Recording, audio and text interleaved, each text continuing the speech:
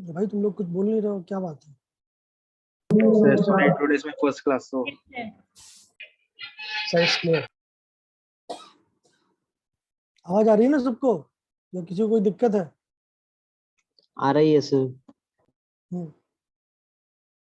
तो last class में आ रही है सर, जिसने बोला उससे एक बार कंफर्म करता हूँ मैं। तो लास्ट क्लास में अपन लोगों ने जो बात की थी वो थी बोर्ड्स मॉडल की लिमिटेशन की, कि बोर्ड्स मॉडल में क्या लिमिटेशन है। और मेन लिमिटेशन जो हमें देखने को मिला था वो था पार्टिकल नेचर, कि बोर्ड्स मॉडल केवल सिंगल इलेक्ट्रॉन सिस्टम के लिए वैलिड है, और बोर्ड्स मॉडल ने इलेक्ट्रॉन को पार्टिकल माना है, वेव नेचर को नहीं माना है। ठीक है। और फाइनली हम लोग बात करने वाले थे डुअल नेचर ऑफ मैटर की। बोलिए, ये क्लियर है?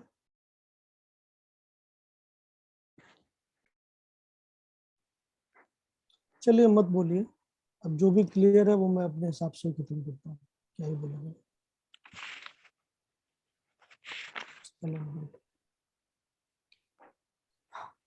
ओके, सो लास्ट क्लास में मैंने आपको बताया था कि इलेक्ट्रॉन जो है वो डुअल नेचर दिखाता है। इलेक्ट्रॉन का डुअल नेचर दिखाने के पीछे का जो मेन क्या कहते हैं मोटो है वो क्या है, या कैसे वो डुअल नेचर दिखाता है, उसकी अगर मैं बात करूं तो वो आप ऐसे समझ सकते हैं, जो सामने आपको फिगर दिख रहा है। ठीक है। इसमें क्या है कि जब आप नॉर्मल रेंज में बात करते हो, जैसे अपने डे टू डे लाइफ के पार्टिकल्स जिनकी आप स्टडी करते हो फिजिक्स में, तो वो पार्टिकल की जो साइज होती है वो 10⁻⁻⁶ से लेकर 10⁻+6 मीटर की रेंज में ही होती है।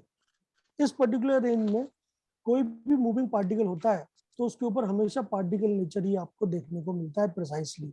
क्यों? क्योंकि जो वेवलेंथ एसोसिएटेड होती है that is very very less than the size of the particle. जैसे अगर आप अपने ऊपर या क्रिकेट खेलते वक्त जो बॉल है उसके ऊपर आप क्या कहते हैं डी ब्रॉगली वेवलेंथ निकालेंगे तो वो बॉल की साइज के बहुत ही छोटा आता है। समझ में आ रही बात? तो प्रिसाइसली मैं बोल सकता हूँ कि आपके दुनिया में जो पार्टिकल्स हैं, हमारी दुनिया में जो पार्टिकल्स हैं, वो पार्टिकल पूरी तरह से पार्टिकल ही है, क्योंकि उनमें जो वेव नेचर होता है वो नेग्लिजिबल होता है। ठीक है। तो डी ब्रॉगली कंसेप्ट बेसिक तो आपने पढ़ा ही होगा, आप सभी लोग रिपीटर है, तो आपने जरूर पढ़ा होगा 11th क्लास में कि भैया कोई भी मूविंग पार्टिकल होता है तो उसके ऊपर हमेशा एक वेव एसोसिएटेड होती है, लेमडा अगर वेवलेंथ है तो lambda is inversely proportional to momentum of the particle. This is the basic idea of dual nature of matter, and this equation is known as de Broglie equation. Lambda is inversely proportional to momentum. अगर आप अपने normal day to day life के particle range में de Broglie wavelength निकालते हो, जैसे आप चल रहे हो मान लेते हैं 20 मीटर पर सेकंड की स्पीड से, अगर आप अपने ऊपर वेवलेंथ निकालोगे so that will come in the order of 10⁻⁻30 -40। So of course आपकी साइज जो है वो मीटर में है, और आपके ऊपर जो वेवलेंथ एसोसिएटेड है वो आपकी साइज से बहुत ही छोटी है, तो of course you can neglect it.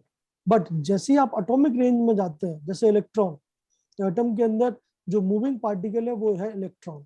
तो जब इलेक्ट्रॉन के ऊपर आप एसोसिएटेड वेवलेंथ निकालते हैं then that is in the order of their size, even the size of atom.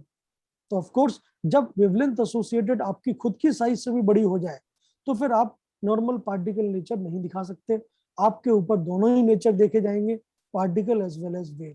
तो जो सब एटॉमिक पार्टिकल्स होते हैं जो मूविंग होते हैं, उन सब एटॉमिक पार्टिकल में हमेशा जो मूविंग पार्टिकल्स हैं उनके ऊपर दोनों ही नेचर एक साथ देखे जाते हैं, particle nature as well as wave nature. तो एटॉमिक रेंज के पार्टिकल्स के ऊपर हम बिल्कुल ये चेक कर सकते हैं, आगे चल के हम इसे प्रूव भी कर देंगे कि कैसे एटॉमिक रेंज के पार्टिकल में जो लैम्डा है या जो एसोसिएटेड वेव है उसकी फ्रीक्वेंसी या उसकी वेवलेंथ उसकी खुद की साइज से भी बड़ी है। तो आप क्लियरली देख सकते हैं जो कंसेप्ट दिया था पहली बार वो डी ब्रॉगली नाम के आदमी ने दिया था, और डी ब्रॉगली बहुत ही फेमस साइंटिस्ट है, और डी ब्रॉगली ने ये जो कंसेप्ट दिया था वो लाइट को देख के दिया था। आप सभी लोग जानते हैं, आप लोग फिजिक्स एक बार पूरा पढ़ चुके हैं, आप जानते हैं कि लाइट, मैंने भी आपको बताया इन द लास्ट क्लासेस कि light behave both as a particle as well as a wave. Light की कहानी शुरू होती है न्यूटन से, न्यूटन लाइट को पार्टिकल बोल के गया था, तो मैक्सिमम लोगों ने लाइट को पार्टिकल ही माना कि light is a collection of energy particle known as photons. ठीक है। बट ह्यूगन नाम का एक आदमी आपने जरूर पढ़ा होगा, ह्यूगन्स प्रिंसिपल, जो लाइट को वेव मानता है। जब आपने रे ऑप्टिक्स पढ़ा होगा तो वेव ऑप्टिक्स तो आपने जरूर पढ़ा होगा ह्यूगन्स प्रिंसिपल। तो ह्यूगन प्रिंसिपल जो है वो लाइट को वेव मानते थे, बट अफसोस की बात है कि न्यूटन की पॉपुलैरिटी इतनी ज्यादा थी कि किसी आदमी ने न्यूटन के खिलाफ बात नहीं की अगले 200 साल तक, और लाइट पार्टिकल ही माना गया। ठीक है, जो ह्यूगन्स के जो कंट्रीब्यूशन है वो बेचारा जिंदगी भर चिल्लाता रहा कि लाइट वेव है, बट कोई उसकी बात नहीं माना। क्यों? क्योंकि फैन फॉलोइंग कम थी। 1900 तक ये डिफरेंस इतना बड़ा हो गया लाइट के ऊपर कि लोग आपस में लड़ाई करने लग गए कि नहीं लाइट पार्टिकल है कि वेव है, कोई नहीं बता पा रहा। क्योंकि कुछ एक्सपेरिमेंट में लाइट पार्टिकल होती है, जैसे फोटो इलेक्ट्रिक इफेक्ट, जैसे लाइट की स्पीड वाले जो एक्सपेरिमेंट है उन सब में, और कुछ एक्सपेरिमेंट ऐसे हैं जिनमें लाइट वेव की तरह बिहेव करती है, जैसे यंग डबल स्लिट एक्सपेरिमेंट, जिसमें आप लाइट के कंस्ट्रक्टिव डिस्ट्रक्टिव इंटरफेरेंस डिफ्रेक्शन की बात करते हो। ठीक है, तो अलग अलग गुट थे लाइट के। तो एक आदमी बोलता था कि नहीं लाइट पार्टिकल है, हम तो न्यूटन साहब की बात मानेंगे, light is a collection of photon and each photon is having energy, it is like energy packets. ठीक है, और दूसरे जो ह्यूगन्स के फॉलोवर थे वो लाइट को वेव मानते थे। तो पहली बार इस मतलब कंसेप्ट को, डुअल नेचर के कंसेप्ट को डी ब्रॉगली ने मतलब लड़ाई खत्म कराई, और डी ब्रॉगली ने बोला कि लाइट देखो तुम भी सही हो, कुछ जगह पे लाइट पार्टिकल की तरह इंटरेक्ट करती है, और तुम भी सही हो, कुछ जगह पे लाइट वेव की तरह इंटरेक्ट करती है। क्यों? क्योंकि एक्चुअली लाइट दोनों ही है, light is having dual nature. और डुअल नेचर का मतलब क्या है कि eight the same time light को हम पार्टिकल भी मान सकते हैं और लाइट को हम वेव भी मान सकते हैं। और यही सेम चीज प्लांक ने अपनी थ्योरी में बताई कि अगर लाइट की फ्रिक्वेंसी न्यू है, लाइट की वेवलेंथ लैम्डा है एज एन इलेक्ट्रोमैग्नेटिक वेव, तो लाइट के जो एसोसिएटेड पार्टिकल्स हैं, फोटॉन्स हैं, उनकी एनर्जी हमेशा न्यू के डायरेक्टली प्रोपोर्शनल होती है और लैम्डा के इनवर्सली प्रोपोर्शनल होती है। और आपने ये फॉर्मूले बनाए थे E equal to h nu और एच सी बाई लैम्डा। समझ में आ रही बात? तो जो लाइट जिस तरीके से बिहेवियर दिखा रही है, आपने अगर थोड़ी बहुत फिजिक्स पढ़ी है तो आपने इतना भी जरूर पढ़ा होगा कि मूविंग फोटोन का मास भी होता है। ठीक है, rest mass of photon is 0, but moving particle का, क्योंकि अगर लाइट पूरी तरह से वेव होती तो उसको पार्टिकल का मास कभी नहीं आना चाहिए, बट मूविंग फोटॉन्स, जो फोटॉन्स लाइट के हैं, उनका मास भी आप निकाल सकते हैं रिलेटिविटी से। ठीक है, so rest mass of photon is 0, क्योंकि जब वो मूव नहीं करेगा तो उसमें कोई भी मतलब डुअल नेचर नहीं होगा। बट जब वो मूव कर रहा है तो of course it is wave as well as particle. Particle है तो मास होना चाहिए, मास बिल्कुल निकल के आता है फोटोन का, फिजिक्स में आप सवाल सॉल्व करते हैं। तो आप क्लियरली समझ सकते हैं कि ये जो लड़ाई थी, जो गैप था कि सेम चीज कभी वेव हो रही है, सेम चीज कभी पार्टिकल हो रही है, इसी को जनरलाइज कर दिया गया डी ब्रॉगली ने। तो डी ब्रॉगली ने क्या बोला कि भैया जैसे लाइट डुअल नेचर दिखाता है, वैसे ही मेरे जितने भी सब एटॉमिक पार्टिकल हैं जो मूव करते हैं वो डुअल नेचर दिखाते हैं। सो उसने क्या प्रपोज किया?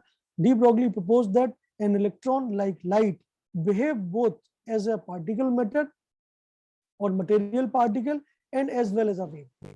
ठीक है, for a particle of mass m travelling with a speed v, जो वेवलेंथ उसने दी जिसको हम बोलते हैं de Broglie wavelength lambda, that is always inversely proportional to the momentum associated with the particle। समझ में आ रही बात? तो अगर आप m मास के पार्टिकल हैं और आपकी स्पीड v है, तो आपके सिर पे हमेशा एक लैम्डा एसोसिएटेड होगा जो आपका वेव नेचर है। m मास पार्टिकल नेचर है, मोमेंटम जो आपका है एज अ पार्टिकल, तो आपके ऊपर जो वेव नेचर है उसका लैम्डा हमेशा आपके मोमेंटम के इनवर्सली प्रोपोर्शनल होता है। ठीक है, एंड फाइनली डी ब्रॉगली ने अपनी इक्वेशन दी, and that is very famous, that is known as de Broglie wavelength. ठीक है, so lambda will be inversely proportional to 1 by mb, so we can write lambda is equal to a proportionality constant h by p or h by mb, where h is known as Planck constant। किसी को यहां तक कोई भी दिक्कत है please बताएं। No, sir, no problem. हाँ सर। ठीक है, प्रूफ कैसे दिया उसने? जैसे अभी मैंने आपको यहाँ पे लिख के दिया है, नोट्स आपको मिल ही जाएंगे, और इनफैक्ट मैंने एक बहुत ही बड़े डिटेल्ड नोट्स आपको पहले ही भेज दिए। तो जो लोग नए हैं वो लोग अपने दोस्तों से ले लीजिए, मैंने पूरा डिटेल नोट आपके ग्रुप में शेयर किया है। ठीक है, वो डिटेल नोट आपके कब काम आएंगे?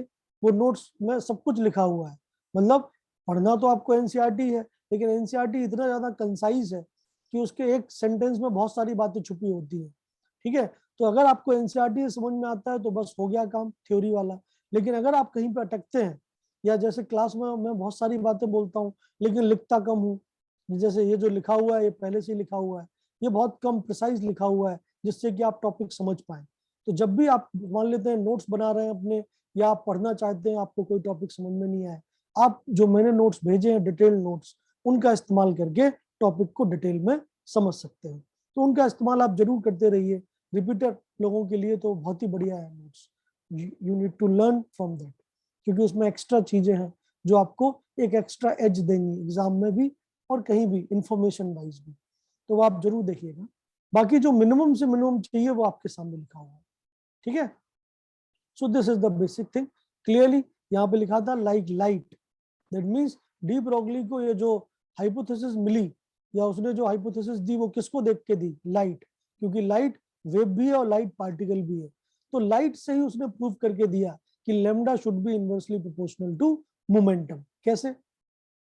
फॉर लाइट, लाइट के लिए हम क्या लिख सकते हैं, अगर लाइट एक इलेक्ट्रोमैग्नेटिक वेव है जिसकी फ्रीक्वेंसी न्यू है, जिसका वेवलेंथ लैम्डा है, ठीक है, तो लाइट का ही हम अगर हम डुअल नेचर माने तो light is a collection of very small packet of energy having mass m and velocity c।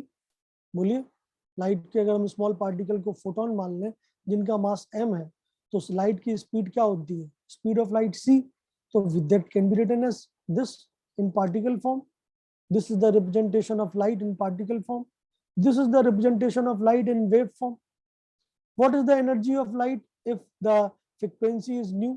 E is equal to h nu or hc by lambda. This is Planck's theory.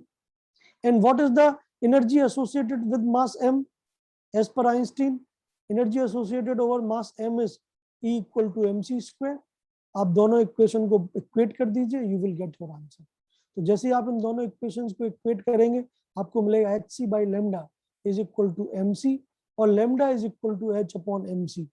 Light के photon के लिए जो M मास का है, सी speed से चल रहा है, मोमेंटम कितना होगा, m c. So that means lambda is equal to h upon P.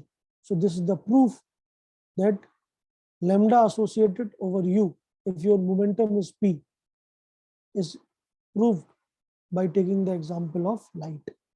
कोई कुछ कहना चाहता है? चैट में कुछ लिख रहा है, कौन है भाई? चैप्टर का नाम है स्ट्रक्चर ऑफ एटम, और आप न्यूली एडेड हुए हैं तो आप जरूर पुराने नोट्स अपने अपने किसी दोस्त से ले लीजिए। यूट्यूब चैनल पे जाके थोड़े दिनों में हमारी ऐप लॉन्च हो जाएगी। ऐप पे जब आप रजिस्टर करेंगे आपको पुराने लेक्चर्स, पूरे वीडियो लेक्चर्स मिल जाएंगे। अभी हाल फिलहाल के लिए यूट्यूब पे विजन 50 सर्च करिए और जितने भी पुराने लेक्चर्स हैं उन सबको पढ़ लीजिए।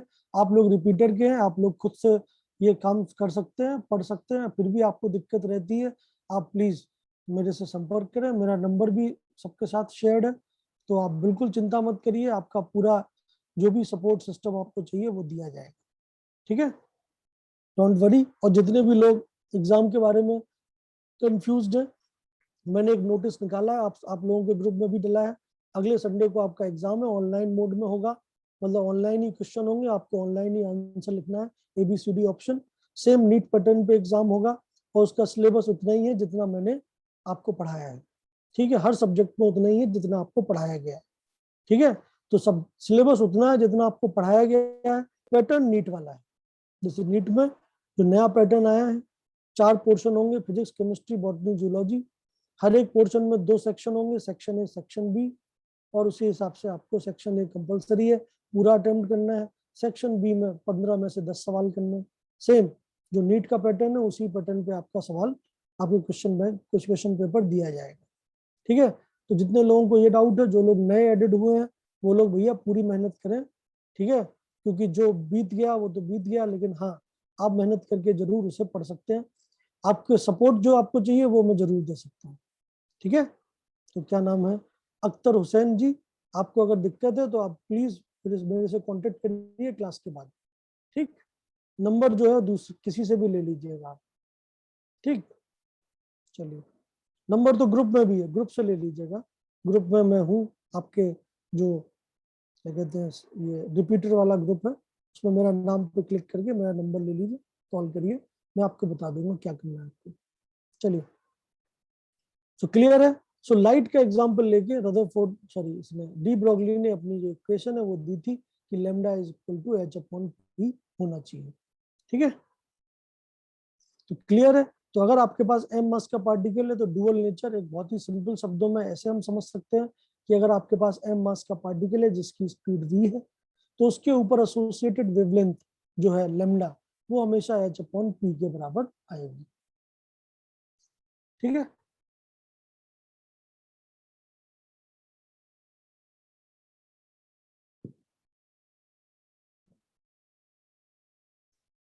ठीक, ओके आगे बढ़े। Yes, okay sir. सर, चलिए। तो एग्जाम्पल के तौर पे जैसे मैं आपको बोल रहा था कि आपको तो डुअल नेचर नहीं दिखता है, इलेक्ट्रॉन के ऊपर डुअल नेचर दिखता है, क्यों, क्या रीजन है। आप एक एग्जाम्पल समझिए। मान लेते हैं आपके पास एक बॉल है जिसका मास है 100 ग्राम। आप उस बॉल को फेंकते हैं क्रिकेट खेलते वक्त और उसकी स्पीड है 20 मीटर पर सेकेंड। आप इसके ऊपर एसोसिएटेड लैम्डा निकाल के देखिए कितना आएगा। Lambda is equal to h upon m v. H की वैल्यू होती है 6.625 इंटू 10⁻⁻34 जूल सेकेंड और m की वैल्यू हो गई किलोग्राम में। 100 ग्राम की बॉल है, किलोग्राम में हो गई 0.1 और स्पीड है 20 mks या ऐसा यूनिट सिस्टम फॉलो किया है मैंने। आपको आंसर मिलेगा 3.312 इंटू 10⁻⁻34 मीटर। समझ में आई बात। दैट मीन्स इतनी वेवलेंथ की वेव इस बॉल के ऊपर एसोसिएटेड है। आप खुद सोचिए बॉल का जो साइज होगा वो क्या होगा, बहुत से बहुत सेंटीमीटर में होगा उसका रेडियस। बॉल अगर है तो बॉल जो आप जिसको आप पकड़ के खेलते हैं, ठीक है, घुमा के फेंकते हैं, उसकी साइज क्या होगी, साइज उसकी किस रेंज में होगी। तो बॉल की साइज कितनी छोटी से छोटी हो, 10⁻⁻2 मीटर की रेंज में होगी। अब अगर आपकी साइज 10⁻⁻2 मीटर की रेंज में है और आपके ऊपर वेव एसोसिएटेड है 10⁻34 मीटर की रेंज में, तो क्या वो किसी काम की है, वो आपकी साइज के सामने नेग्लिजिबल है। समझ में आ रही बात। तो कभी भी क्रिकेट की बॉल के ऊपर या जो नॉर्मल आपकी डे टू डे लाइफ की चीजें हैं जो मूव कर रही हैं उनके ऊपर एसोसिएटेड वेव आप नहीं देख पाते। क्यों, क्योंकि उनकी साइज जो है वो इतनी बड़ी है वेव एसोसिएटेड या वेव नेचर से। पार्टिकल नेचर इतना बड़ा है कि वो पार्टिकल की तरह ही इंटरेक्ट करते हैं और पार्टिकल की तरह ही नजर आते हैं। समझ में आ रही बात, क्लियर है। फिर से कोई सवाल पूछ रहा है भाई। यूट्यूब में बाकी सबको फ्री में मिल रहा है इतनी कीमती लेक्चर्स, भाई आप उसकी टेंशन मत लीजिए। ठीक है, वो अभी के लिए फ्री है जब तक नए नए लोग जुड़ रहे हैं, तो जब तक आपको डाउट है। थोड़े दिनों में हमारी ऐप लॉन्च हो जाएगी तो फिर वो चीजें केवल उन्हीं लोगों को मिलेंगी जो रजिस्टर्ड है। समझ में आई बात। तो ये तो कुछ दिनों की बात है, फ्री में मिल रहा है, मिलने दो भाई, ज्ञान बट रहा है, लेने दो सबको। ठीक है, बट समय समय की बात है, थोड़े समय के बाद ये सब खत्म हो जाएगा। आप फिर ऐप के थ्रू अपने वीडियो लेक्चर्स देख पाएंगे, केवल आप लोग, और कोई नहीं देख पाएगा। धीमे धीमे सिस्टम बना रहा हूं मैं, चिंता मत करिए। चलिए, ये हो गया बेसिक बात। इसके बाद अगर मैं बात करूं कि इलेक्ट्रॉन के ऊपर अगर मैं यही सेम काम करूं, मान लेते हैं मैं फर्स्ट ऑर्बिट ऑफ हाइड्रोजन में इलेक्ट्रॉन के ऊपर एसोसिएटेड वेव की वेवलेंथ निकालना चाहता हूं, तो देखिए कितना निकलेगा। So for an electron in first orbit of hydrogen atom, बताइए फर्स्ट ऑर्बिट में जो इलेक्ट्रॉन है उसका मास कितना है, 9.1 × 10⁻31, ये तो फिक्स है। वेलोसिटी कितनी होती है फर्स्ट ऑर्बिट में इलेक्ट्रॉन की, 2.18 × 10⁻6 मीटर पर सेकेंड। आप जरा लैम्डा निकाल के दिखाइए, लैम्डा कितना होगा, h अपॉन मोमेंटम। मोमेंटम होगा मास of electron into velocity of electron. चलिए निकाल के देखिए जरा। तो लैम्डा ऑफ इलेक्ट्रॉन आएगा 6.625 × 10⁻34, 9.1 × 10⁻31, 2.18 × 10⁻6। सॉल्व करिए, आपको ये लैम्डा जो मिलेगी एसोसिएटेड वो साइज ऑफ एटम के बराबर है। अब आप समझ जाइए कि जब आप इलेक्ट्रॉन हो और आपकी साइज, आप एटम के पार्ट हो, आपकी साइज बहुत छोटी है और आपके ऊपर एसोसिएटेड लैम्डा एंगस्ट्रम की रेंज में आ रही है, मतलब आपकी साइज से भी कई गुना आ रही है, तो क्या आप पार्टिकल नेचर पूरा दिखा पाएंगे, नहीं। तब आपके ऊपर वेव नेचर डोमिनेटिंग है। ठीक है, तो आपने जो पार्टिकल नेचर मान रखा है वास्तव में वो चीज गलत है, क्योंकि आपके ऊपर जो एसोसिएटेड वेव है that is more dominant, that is more than your size itself. समझ में आ रही बात। तो एटम जैसे आप समझते हैं कि एटम एक सीधी रेखा में चलता है या एक ऑर्बिट में घूमता है, वास्तव में एटम ऑर्बिट में घूमता ही नहीं, एटम एक वॉल्यूम में, ऑर्बिट के आसपास एक वॉल्यूम में डीलोकलाइज रहता है। Why? Because electron, why? Because electron is particle as well as a wave. तो बोर मॉडल क्या बोलता है आपको? बोर मॉडल बोलता है ये जो ब्लू कलर से रिप्रेजेंटेड है कि इलेक्ट्रॉन इज अ पार्टिकल, और पार्टिकल सर्कुलर मोशन दिखा के इस टाइप से ब्लू कलर के सर्कल में घूमता रहेगा। लेकिन वास्तव में इलेक्ट्रॉन के ऊपर एसोसिएटेड लैम्डा उसकी साइज से भी बड़ी है, तो वो जब आप चेक करने जाएंगे तो वो इस टाइप से देखने को मिलेगा, इस टाइप से वेरिएशन देखने को मिलेगा जो रेड कलर से रिप्रेजेंटेड। समझ में आ रही बात? तो electron is having dual nature. Electron is no doubt a particle, why? Because it is having a mass, it is having a velocity, but at the same time the associated wave nature on electron is highly dominant. समझ में आ रही बात? Electron cannot travel in a single trajectory. आप electron की trajectory को नहीं देख सकते। आप क्या बोल सकते हैं? आप ये जरूर बोल सकते हैं, जो मैं आपको अनोट करके दिखाता हूं, कि इस पर्टिकुलर, ये आपके अगर मैक्सिमम एम्पलीट्यूड है, क्रस्ट है, और ये आपका ट्रफ है, मिनिमम एम्पलीट्यूड, तो क्रस्ट एंड ट्रफ अगर मैं इन दोनों को बना लूं, ये ग्रीन कलर वाला और ये ग्रीन कलर वाला, तो डुअल नेचर ऑफ इलेक्ट्रॉन का मतलब ये है कि इलेक्ट्रॉन यहां से लेके यहां तक वाले रीजन में जितना भी वॉल्यूम है उस पूरे वॉल्यूम में डीलोकलाइज्ड है। समझ में आ रही बात? दैट मींस ऑर्बिट, बोर्न ने दिया ऑर्बिट का कंसेप्ट, बट वेव नेचर क्या देगा? ऑर्बिटल का कंसेप्ट। वेव नेचर बोलेगा कि सेम ऑर्बिट में अलग अलग इलेक्ट्रॉन की एनर्जी भी अलग अलग हो सकती है। जैसे एस ऑर्बिटल है तो उसकी एनर्जी कम है क्योंकि उसका एम्पलीट्यूड न्यूक्लियस के ज्यादा करीब होगा। समझ में बात? वो न्यूक्लियस के ज्यादा क्लोज होगा। पी ऑर्बिटल की एनर्जी थोड़ी ज्यादा है, डी की एनर्जी और भी ज्यादा है, एफ की एनर्जी और भी ज्यादा है। Concept of orbitals is purely based on wave nature of electron. समझ में आ रही बात सबको या नहीं आ रही? बोलिए, क्लियर है? Yes, sir. Yes, sir. तो रियलिटी में आप आइडियल केस क्या मानते हो on the basis of particle nature? Blue colour का। लेकिन रियलिटी में रेड कलर से वेरिएशंस होते हैं। मतलब electron is no doubt is a particle, but at the same time electron can also be represented by a wave function which you must have studied as a Schrodinger wave equation. आप सबने पढ़ा होगा, Schrodinger wave equation नाम की एक चीज होती है। Wave mechanical model of electron atom, वो हम अगले क्लासेस में पढ़ेंगे। इतना सबकी समझ में आया या नहीं? बोलिए। Yes, sir. अब डी ब्रोगली इक्वेशन को लिखने के अलग अलग तरीके हैं, अलग अलग मतलब तरीके क्या है? जैसे सबसे सिंपलेस्ट तरीका है lambda is equal to h upon m b और एच अपॉन पी। लेकिन कभी कभी आपको मोमेंटम सीधा नहीं गिवन होता है, काइनेटिक एनर्जी गिवन होता है, तो काइनेटिक एनर्जी की टर्म्स में आप मोमेंटम को लिख लीजिए। तो क्लियरली आप जानते हैं kinetic energy is equal to half m v square, mass से मल्टीप्लाई कर दीजिए, तो that is written as this. तो ये तो फॉर्मूला आपने फिजिक्स में भी बनाया होगा कि momentum is equal to under root 2m K ई। तो आप सीधा लेमडा को काइनेटिक एनर्जी की टर्म्स में ऐसे निकाल सकते हैं। So lambda in terms of kinetic energy and mass will be represented as lambda is equal to h upon under root 2m K ई। ठीक है? कोई दिक्कत है किसी को? बोलिए। No, sir. ठीक है? तो जब आपको काइनेटिक एनर्जी गिवन हो तो आप ये वाला फॉर्मूला लगाइएगा। कभी कभी आपको काइनेटिक एनर्जी की जगह पे पोटेंशियल एनर्जी गिवन होती है, इलेक्ट्रोस्टैटिक पोटेंशियल एनर्जी। तो आप जानते ही हैं कि काइनेटिक एनर्जी को आप बैलेंस कर सकते हैं किससे? इलेक्ट्रोस्टैटिक पोटेंशियल एनर्जी से। कोई भी चार्ज है आप उसको रिपेल करके उसकी काइनेटिक एनर्जी को जीरो कर सकते हैं। तो कोई भी चार्ज है v स्पीड से आपने फेंका तो उसकी काइनेटिक एनर्जी अगर है हाफ एम वी स्क्वायर शुरुआत में, तो अगर उसकी स्पीड जब जीरो हो जाएगी due to repulsion, so I can say kinetic energy of that charge is equal to the work done by electrostatic potential energy. So kinetic energy of charge can also be written as Q into V, जहाँ पे Q है charge and V है potential difference.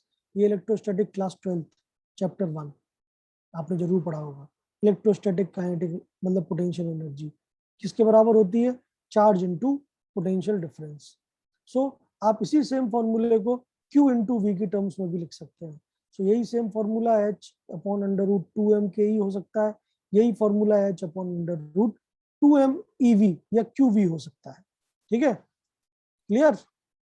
Okay, अगर same चीज आपने क्या कहते हैं, कभी कभी आपको गैस की फॉर्म में भी लेमडा दिया जा सकता है, कोई गैस का पार्टिकल हो तो गैस में तो थर्मल एनर्जी भी हो सकता है। और हम सब जानते हैं कि kinetic energy for gas at temperature T is equal to 3/2 RT। R पर मोल होता है, K पर एटम होता है, तो आप उस तरह से भी फॉर्मूला बना सकते हैं। ठीक है, क्योंकि आप लोग 12th पास है तो आप लोग बिल्कुल जानते हैं कि kinetic energy per mole of gas is equal to कितना होता है, 3/2 RT। ये होता है पर मोल। पर पार्टिकल कितना होता है, 3/2 R/Na। और R/Na को हम क्या बोलते हैं, Boltzmann constant kT। So kinetic energy पर मॉलिक्यूल या पर particle can be represented in terms of thermal energy 3/2 kT. So you can use this in here. You will get a new formula, H upon under root 3m kT. So this is also defined as lambda for gas particles. ठीक है, बोलिए। तो अलग अलग chapters के हिसाब से काम है। ओके, सर थोड़ा ऊपर जा सकते हैं, वो नोट नोट नहीं किया मैंने। कोई बात नहीं, ये सारे नोट्स आपको मैं वैसे भी भेजने वाला हूँ। बिल्कुल ओके जा सर। सकता हूँ मैं ऊपर, देखिए अभी जाते हैं। और ऊपर जाना है? हाँ सर थोड़ा और ऊपर, बस सर यही सर यही। इन terms of kinetic energy this one, या हाँ बिल्कुल सीधी बात है, आप मोमेंटम को काइनेटिक एनर्जी की फॉर्म में तो लिख ही सकते हैं। ठीक है, तो मोमेंटम को काइनेटिक एनर्जी की फॉर्म में आप कैसे लिख सकते हैं, momentum is equal to under root 2m K ई। तो आप सीधा 2m के ई लिख दीजिए अंडर रूट के साथ, लेमडा आ जाएगा। काइनेटिक एनर्जी को आप पोटेंशियल एनर्जी की टर्म्स में लिख सकते हैं, electrostatic potential energy. So kinetic energy अगर आपकी है तो पोटेंशियल एनर्जी होती है Q into V। So you can always write what, under root 2m K E is equal to H upon under root 2m QV। और अगर gas atom है, gaseous atom जैसे हीलियम गैस है, तो helium का जो एटम है, अगर मैं उसकी मतलब एनर्जी निकालना चाहूँ, काइनेटिक एनर्जी T टेम्परेचर पे, तो आपको काइनेटिक एनर्जी नहीं गिवन है, टेम्परेचर गिवन है T kelvin.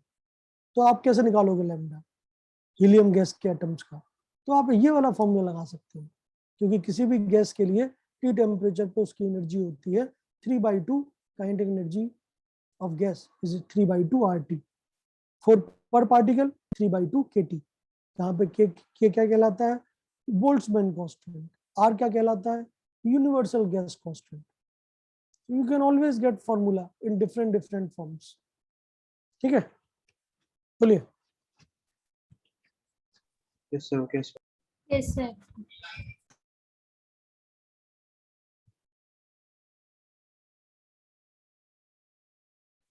Okay then, so this is the basic idea. इसको मैं हटा देता हूँ।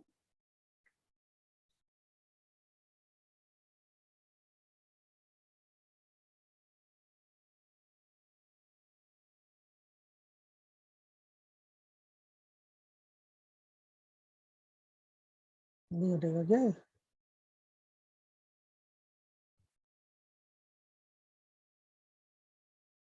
ऐसे हट रहा है अच्छी बात है, चलिए ऐसे ही सही।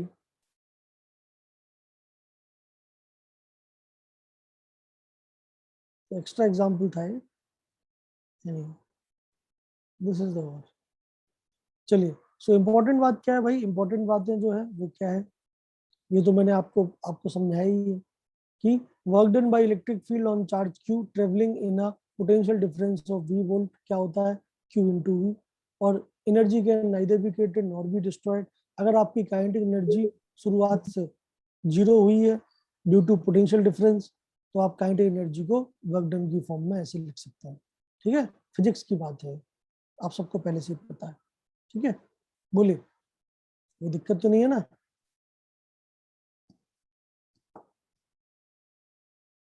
चलिए, सो सवाल ऐसे आते हैं, जैसे सवाल है आप इसे सॉल्व करिए। What is the de Broglie wavelength for a hydrogen atom moving with a velocity of 200 metre per second, 2000 metre per second? चलिए तुरंत सॉल्व करिए, 1 मिनट है आपके पास।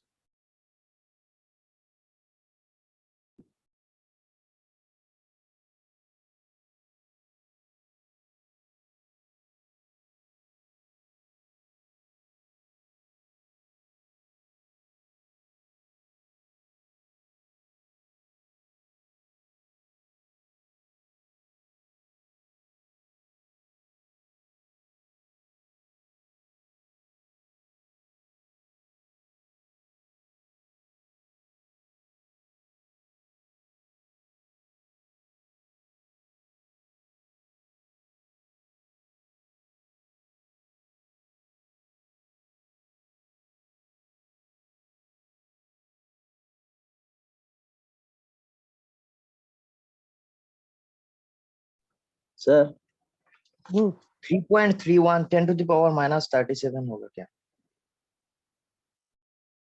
आंसर तो यार मेरे को याद नहीं है, लेकिन हाँ रेंज तो यही होना चाहिए। देखते हैं क्या है, सॉल्व तो मैंने ही किया है। नहीं, लैम्डा जो है वो एंगस्ट्रम की रेंज में आ रहा है। एंगस्ट्रम की रेंज में मतलब 10⁻10 के ऑर्डर में आना चाहिए। कुछ ना कुछ गड़बड़ की है आपने। चलिए अभी तक हो जाना चाहिए था, बहुत ही आसान है। तो आपके पास डी ब्रॉगली वेवलेंथ निकालना है आपको हाइड्रोजन एटम का। तो हाइड्रोजन एटम ये है, वेलोसिटी है 2000 मीटर पर सेकेंड। तो हाइड्रोजन एटम का मास कितना होता है? 1 AMU। एटॉमिक नंबर 1 है, एटॉमिक मास 1 है, दोनों ही 1 होते हैं हाइड्रोजन के लिए। सो 1 AMU मतलब 1.67 इंटू 10⁻27 किलोग्राम। लेमडा की वैल्यू डाल दीजिए H/mv फॉर्मूले में। H की वैल्यू होती है इतनी, M की वैल्यू है 1.67 इंटू 10⁻27 और वेलोसिटी है 2000। सॉल्व करेंगे आप तो ये सब कैंसिल हो जाएगा और 6.625 अपॉन 1.67 इंटू 2 इंटू 10⁻10 के ऑर्डर में आएगा। सो कंप्लीट सॉल्व करने पे ये 1.97 इंटू 10⁻10 मीटर आएगा, या 1.97 एंगस्ट्रॉम। ठीक है, कितने लोगों का सही है आंसर? सर मेरा ऐसे ही है सर। Very good. तो बहुत ही आसान था, सीक्वल मैथमेटिकल कैलकुलेशन। 10⁻37 तो नहीं आएगा, एंगस्ट्रॉम की रेंज में आना चाहिए। ठीक है, क्लियर। चलिए अगला सवाल सॉल्व करिए। इसमें कोई दिक्कत तो नहीं है किसी को? इम्पोर्टेंट बात, जो जो क्लास 11 से जब से आप जब आप बच्चे थे तब से लेके अभी तक आपसे एक बात जरूर बोली गई है कि जब भी आप कोई कैलकुलेशन करें सेम यूनिट सिस्टम में करें। अलग अलग चीजों को अलग अलग यूनिट सिस्टम में डालेंगे सेम फॉर्मूले में तो आंसर कभी नहीं आएगा। तो हमेशा याद रखें, या तो MKS यूनिट सिस्टम यूज करें, या CGS करें, या SI करें, लेकिन यूनिट सिस्टम एक ही होना चाहिए। फिजिक्स वाला आदमी चिल्ला चिल्ला के परेशान रहता है ये बात, ठीक है, वो केमिस्ट्री में भी वैलिड है। जब भी आप कोई भी कैलकुलेशन करें यूनिट का विशेष ध्यान दें।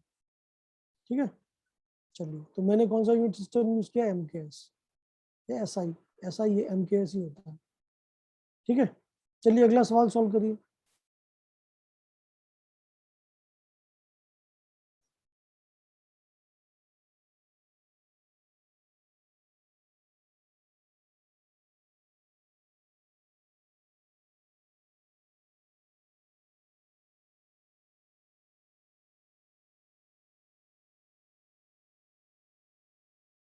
सर केवी का फुल फॉर्म क्या होता है? Kilo volt.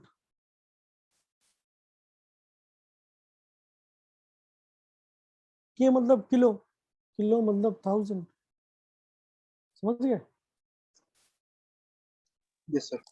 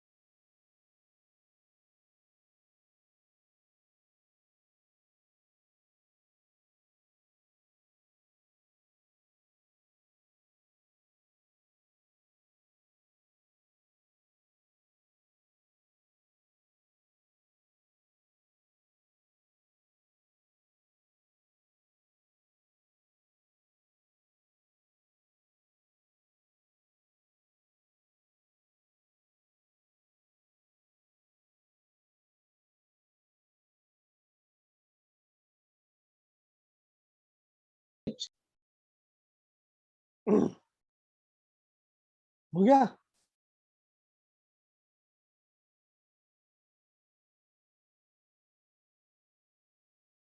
3.87 into 10 to the power minus 2 angstrom.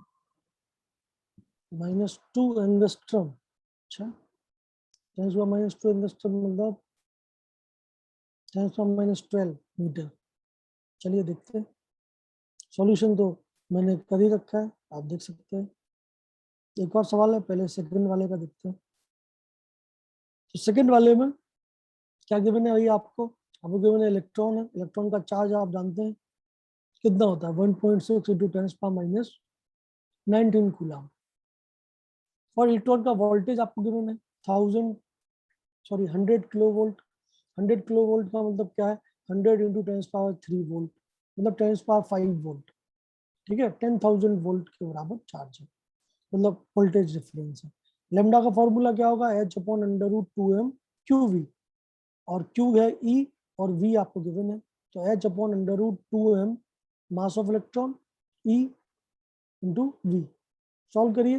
तो 6.625 इंटू 10⁻34 अंडर रूट के अंदर क्या क्या आएगा, 2। मास ऑफ इलेक्ट्रॉन कितना होता है, 9.1 इंटू 10⁻31। ठीक, इंटू इलेक्ट्रॉन का चार्ज कितना होता है 1.6 इंटू 10⁻19 और इंटू पोटेंशियल ड्रॉप है 10⁻5। सॉल्व करने पे ओवरऑल आपको अंडर रूट के अंदर जो टर्म मिलेगी वो 10⁻45 मिलेगी। सॉल्व कर लीजिए। आप जब सारा सॉल्व करेंगे तो आपको आंसर 10⁻12 मीटर के ऑर्डर में ही मिलेगा। ठीक है, तो बाकी तो मैथमेटिकल कैलकुलेशन है, आप जरूर करिए। मल्टीप्लाई, डिवाइड, योगाकार है कि नहीं, योगाकार, सर गुणाकार, 10 to the power minus भागाकार। 45 का स्क्वायर रूट निकालने में दिक्कत होता है क्या, तो क्या करें उसमें? अरे भाई इवन बना लो, इवन बना के बाहर निकाल लो। जैसे साफ साफ दिख ही रहा है, 2 इंटू 9.1 इंटू 1.6 कितना आएगा, 29 के लगभग आएगा। 29 को मैंने क्या लिख दिया, 2.9।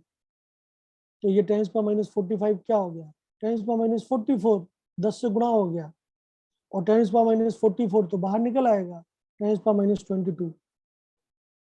ठीक है, इवन नंबर में कन्वर्ट कर दो भाई। Under root Yes, sir. Of 10⁻2 is equal to 10⁻1 है क्या नहीं। तो इवन नंबर में कन्वर्ट करके बाहर निकाल दो, कैंसिल आउट कर दो। ये तो मैथमेटिक्स है भाई, ये तो आपको आना चाहिए। ठीक है, तो plus minus multiply divide, this is very common, you should know. ठीक है, बट बेसिक आइडिया तो यही है। फॉर्मूला तो में तो कोई दिक्कत नहीं है किसी को, बोलिए। नो सर, कोई दिक्कत नहीं है।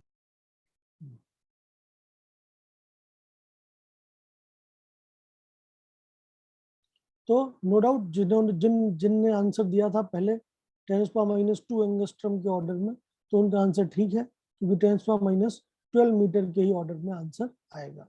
ठीक है, तो इससे इंपॉर्टेंट बात है, जब आप कैलकुलेशन ना कर पाए, देखो बहुत सिंपल सी बात है, आपको तो पूरा सॉल्व करना नहीं है, सब्जेक्टिव सवाल तो आना नहीं है नीट में। नीट में सवाल आएगा ऑब्जेक्टिव, तो आप थोड़ा स्मार्ट बनिए, गधा मत बनिए, घोड़े बनिए। ठीक है, स्मार्ट बनिए, आप ऑप्शन चेक कर लीजिए। अगर ऑप्शन में 10 पावर में डिफरेंसेस है, ठीक है, तो आपको फिर ज्यादा कैलकुलेट करने की जरूरत नहीं है। आप केवल ये देख लीजिए किस पावर के ऑर्डर में आएगा, आंसर आ जाएगा जो भी ऑप्शन होगा। तो ऑप्शन इलिमिनेट करना सीखिए, तब आप बेटर मतलब रिजल्ट तक पहुंच सकते हैं। ठीक है, अगर आप एकदम आइडियल स्टूडेंट की तरह पूरा सॉल्व करने बैठ गए, तो ऑफ कोर्स इस कैलकुलेशन में आपको 5 मिनट लग जाएगा, बड़ा दिक्कत है। इतना समय नहीं है आपके पास सवाल सॉल्व करने के लिए। थोड़ा दिमाग लगाइए, नियरेस्ट तक पहुंच जाइए। ठीक है, और फिर इंटेलिजेंट गेसिंग तो चलता ही है भाई साहब, सीधी बात है ये तो, मतलब सीधी बात है। आपको समय बचाना है, क्योंकि जितने सवाल हैं आपके पास उतने मिनट्स नहीं है। अगर आप नीट की बात करें तो सवाल कितने हैं आपके पास, 180 के लगभग ही सवाल हैं आपके पास। और आप देखने में तो मिलेंगे 200 नए पैटर्न में, 50 200 क्वेश्चन करने हैं 180।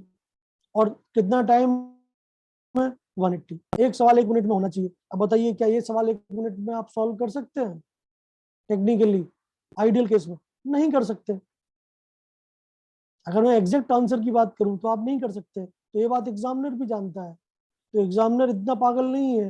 एग्जामिनर क्या करेगा, एक ऑप्शन देगा यही सेम वाला 10⁻11, एक यही देगा 10⁻13, एक देगा 10⁻12, एक देगा 10⁻10। तो आप 10⁻⁻12 तक पहुंच गए ना, आंसर टिक। ठीक है, this is the basic idea. Clear है? बोलिए सभी लोग, बोलो। Yes, sir. चलिए Yes, sir. एक सवाल, हाँ एक सवाल और है आपके पास, ये Yes, सवाल sir. को भी देख लीजिए। हाँ बोलिए, बोलिए कौन बोलना चाहता है? अबू सलेह अरिफ हुसैन हसन चौधरी, बोलिए।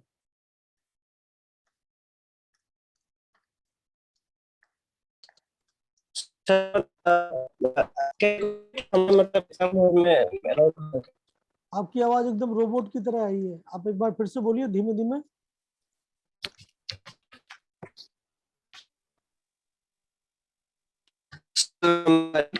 में क्या मतलब कैलकुलेटर अलाउड होता है? आपकी आवाज नहीं, कैलकुलेटर अलाउड नहीं है, सीधी बात। ठीक है, कैलकुलेटर अलाउड नहीं है, इसलिए तो मैं बोल रहा हूँ आपको स्मार्टली काम करना पड़ेगा। जैसे आप आयोनिक इक्विलिब्रियम के सवाल याद करिए, आयोनिक इक्विलिब्रियम के सवाल में अगर आप टेक्निकली सवाल सॉल्व करने बैठ गए तो भैया आपसे सवाल कभी नहीं सॉल्व होगा। अल्फा की वैल्यू आप नेग्लेक्ट कर देते हो 1 के सामने, तो वो जो नेग्लेक्ट करना है दैट इज स्मार्ट वर्क। तो नेग्लेक्ट करना यहाँ भी आप सीखिए। ठीक है, सारी टर्म्स को एक तरफ रख दीजिए और सारे टेनिस पावर को एक तरफ ले आइए और देखिए टेनिस पावर किस ऑर्डर में आपका आंसर आ सकता है। सबसे पहले बाकी जो ऑर्डर में ऑप्शन है उनको नेग्लेक्ट कर दीजिए, फिर देख लीजिए अगर एक ही ऑप्शन बचता है तो सीधा आंसर आ गया, सॉल्व करने की जरूरत ही नहीं है। थोड़ा स्मार्ट बनना पड़ेगा भाई, समझे? मतलब फॉर्मूला तो हर कोई जानता है लेकिन हर किसी के नंबर नहीं आते। ठीक है, दिक्कत है, कई लोगों के पास समय नहीं बचता। मैक्सिमम लोग ये कहते हुए पाए जाते हैं समय नहीं बचा, ये सवाल ही अटेम्प्ट नहीं कर पाया हमें। तो आप समझिए समय तभी बचेगा जब आप स्मार्ट बनेंगे, अदरवाइज समय नहीं बचने वाला। ठीक है, चलिए ये वाला सवाल देख लीजिए, मैं सॉल्यूशन आपको दिखा देता हूँ, ये बहुत ही आसान है। Calculate the de Broglie wavelength associated with motion of Earth. Earth का मास गिवन है और अर्थ की स्पीड गिवन है। ठीक है, अब अर्थ जो सन के चारों तरफ चक्कर लगा रहा है उसमें आपको वेवलेंथ एसोसिएटेड बताना है। तो अगेन सेम फॉर्मूला है, मास पता है, वेलोसिटी पता है, फॉर्मूला सीधा लगाइएगा। तो मास ऑफ अर्थ गिवन है, वेलोसिटी गिवन है, लैम्डा आप निकालेंगे तो आपको पता चलेगा कि लैम्डा 10⁻⁻64 मीटर के ऑर्डर में आ रही है। दैट मीन्स किसी काम की नहीं है। अर्थ की साइज जो है वो 10⁻3 किलोमीटर मतलब 10⁻6 मीटर के ऑर्डर में। ठीक है, और आप भाई साहब आपके ऊपर जो वेवलेंथ एसोसिएटेड है वो 10⁻64 मीटर के ऑर्डर में है। क्या किसी काम की है क्या? नहीं, it is negligible, very very highly negligible, zero ही है। That means Earth is completely a particle, not as Earth can never be a wave. But यही सेम चीज मिनिएचर वर्ल्ड में, सब एटॉमिक वर्ल्ड में इलेक्ट्रॉन अर्थ की तरह है और सन न्यूक्लियस की तरह है। तो मिनिएचर वर्ल्ड में इलेक्ट्रॉन की जो वेव है वो उसकी साइज से बड़ी है, समझना ही बात। इसीलिए इलेक्ट्रॉन डुअल नेचर दिखाता है, अर्थ डुअल नेचर नहीं दिखाता। समझ में आ रही बात? क्लियर है? बोलिए। ओके, आगे बढ़े। Yes, sir. अगला सवाल आता है कई बार एग्जाम में, क्योंकि रिसेंट टाइम में ऐसे सवाल ज्यादा पूछे जाने लग गए हैं जो थोड़े टेक्निकल हो। तो सवाल क्या आता है? Number of waves. जैसे अभी मैंने आपको बताया था इलेक्ट्रॉन पार्टिकल नेचर होता तो पूरा सर्कल बनाता, लेकिन इलेक्ट्रॉन पार्टिकल के साथ साथ वेव नेचर भी है, तो ऐसे ऐसे जा रहा है वेव की तरह और फिर सर्कल कंप्लीट कर रहा है। तो कितने कंप्लीट वेव एक इलेक्ट्रॉन किसी भी ऑर्बिट में बनाता है वो हमें उसका फॉर्मूला निकालना है। ठीक है, स्टैंडर्ड रिजल्ट तो भैया सीधा है कि जो ऑर्बिट का नंबर होता है इलेक्ट्रॉन उतनी ही वेव बनाता है। ठीक है, ये रिजल्ट है, आप याद रखिए। जैसे इलेक्ट्रॉन अगर थर्ड ऑर्बिट में है तो वो 3 पूरी की पूरी लैम्डा में थर्ड ऑर्बिट को कंप्लीट कर लेगा। ठीक है, अगर इलेक्ट्रॉन फिफ्थ ऑर्बिट में है तो वो 5 पूरे के पूरे वेव बनाते हुए उस ऑर्बिट के जो 2πr है उसको खत्म कर देगा, सरकमफेरेंस को। अगर वो 2021 ऑर्बिट में है तो वो 2021 ऑर्बिट पूरा लैम्डा बनाएगा और उस पूरे के पूरे सर्किल को कंप्लीट कर लेगा। समझ में आ रही बात? उसका प्रूफ क्या है वो हम देख रहे हैं यहाँ पे। तो number of waves form by an electron moving in nth orbit of hydrogen like atom. Boards model का इस्तेमाल कर रहे हैं हम। अब हम बोर्ड्स मॉडल में पार्टिकल नेचर घुसाने की कोशिश कर रहे हैं। तो मान लेते हैं कि आपका nth ऑर्बिट में इलेक्ट्रॉन है और उसके ऊपर एसोसिएटेड वेवलेंथ है वो है लैम्डा। अगर मान लेते हैं कि वो पी वेव बनाता है, नंबर ऑफ वेव्स जो उसने बनाई वो पी है, ठीक है, मतलब टोटल वेव। एक वेव का मतलब क्या है, मैं अब थोड़ा नोट करके बताता हूँ। एक वेव का मतलब है यहाँ से लेके यहाँ तक की डिस्टेंस, ये पूरा का पूरा जो है ये एक वेव है। समझ में आ रही बात? ठीक है, तो मान लेते हैं ऐसी पी वेव बनाता है वो, ये पूरे के पूरे राउंड को खत्म करने में।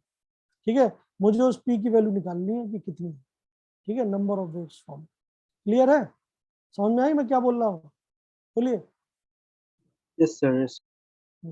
आजकल सवाल पूछे जाने लग गए इस टॉपिक पे सीधे सीधे, इसलिए मैं आपको बता रहा हूँ। ठीक है, तो मान लेते हैं कि इलेक्ट्रॉन ने किसी भी ऑर्बिट में नंबर ऑफ वेव्स बनाई पी, तो मैं क्या लिख सकता हूँ कि हर एक कंप्लीट वेव में टोटल डिस्टेंस इलेक्ट्रॉन ने कितनी ट्रेवल की, लैम्डा। तो टोटल डिस्टेंस कितनी ट्रेवल हुई पी वेव्स में, p lambda, and that should be equal to 2 pi r n. अगर वो nth ऑर्बिट में है जिसकी रेडियस आर एन है, तो कितनी डिस्टेंस टोटल ट्रेवल हुई, 2 पाई आर एन, सरकमफरेंस के बराबर। So I can write 2 pi r n is equal to p lambda. ठीक है, और लैम्डा की दूसरी वैल्यू क्या हो गई, as per dual nature, as per de Broglie concept, lambda is equal to h upon m v, mass of electron into velocity of electron. अगर मैं सेकंड इक्वेशन में लैम्डा को उठा के फर्स्ट इक्वेशन में डाल दूं, देखिए मेरे को क्या मिलता है। मुझे मिलेगा 2 pi r n is equal to p into lambda की जगह पे मैंने लिख दिया h upon m e v n. आप एम ई वी एन को दूसरी तरफ लेके जाइए, आपको मिलेगा 2 pi m e v n r n. याद करिए बोर्स मॉडल के डेरिवेशन के दौरान m e v n r n क्या था, एंगुलर मोमेंटम। और किसी भी nth ऑर्बिट में एंगुलर मोमेंटम इलेक्ट्रॉन का कितना होता है, एन एच अपॉन 2 पाई। बोर्स का पोस्टुलेट है angular momentum should always be integer multiple of h upon 2 pi. तो आप using Bohr's model, angular momentum can always be written as nh upon 2 pi.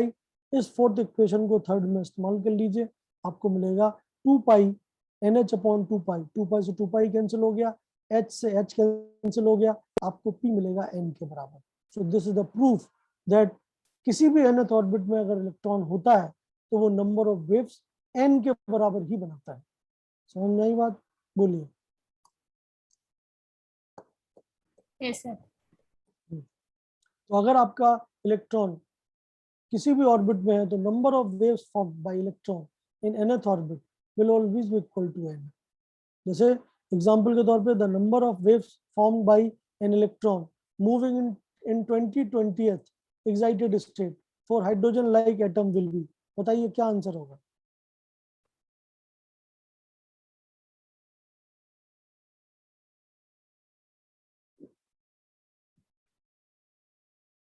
बोलिए।